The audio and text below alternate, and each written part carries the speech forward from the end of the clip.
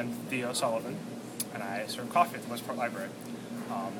And I don't know, I finished your book this morning, and I thought, it's kind of the kind of story that I never would have gotten into, except that I was intrigued by the cars hook. And, I think that it's a great way to it was a great device for getting me into the story, and I liked the story more than I would have, I would have thought if I had read it from another, kind of without that car connection.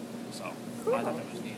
Plus, I've driven up and down the Pacific Highway in California, so I like that. Oh, so I like that little bit.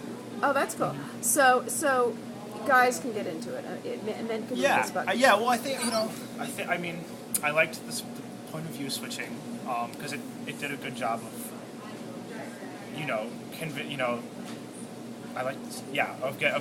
getting me to a point of view both that I could relate to and one that taught me something, perhaps. And I also liked that you didn't need to finish things. That sounds kind of silly, but you present a situation and you get enough information about what the situation is and say, okay, and you know how that ends, and now we're going to move on to the next thing.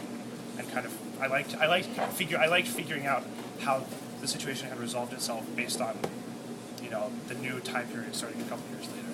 Cool. And tell me this one more thing. Pacific Coast Highway. Like driving on it, or scared of driving on it? It was great. It was great fun. It was beautiful.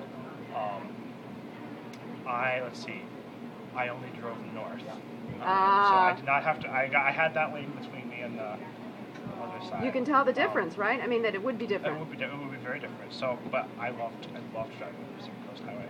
Thank you. Sure thing.